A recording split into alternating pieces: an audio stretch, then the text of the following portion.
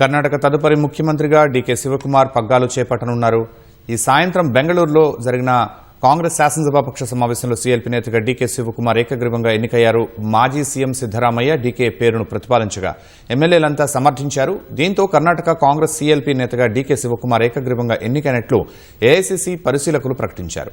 కర్ణాటకలో నాయకత్వ మార్పుపై కొంతకాలంగా కొనసాగిన ఉత్కంఠకు తెరదించుతూ ముఖ్యమంత్రి సిద్దరామయ్య గురువారం రాజీనామా చేశారు. ఆయన రాజీనామాను గవర్నర్ థావర్చంద్ గెహ్లోట్ శుక్రవారం ఆమోదించారు.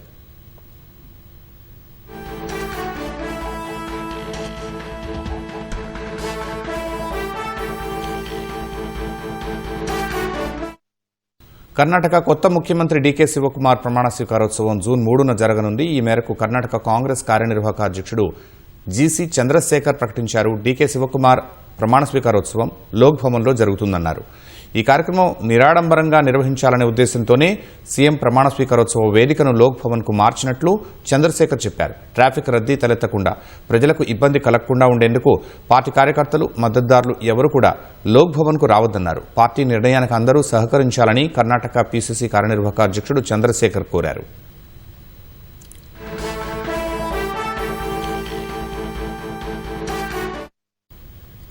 అంతకుముందు డీకే శివకుమార్ గవర్నర్ థావర్చంద్ గెహ్లోట్తో భేటీ అయ్యారు. ఈ సందర్భంగా ప్రమాణ స్వీకారోత్సవానికి సంబంధించిన ఏర్పాట్లపై చర్చించినట్లు సమాచారం. గవర్నర్ థావర్చంద్ గెహ్లోట్ రేపు ధర్మస్థలలో జరిగే ఉపరాష్ట్రపతి రాధాకృష్ణన్ పర్యటనలో పాల్గొంటారు.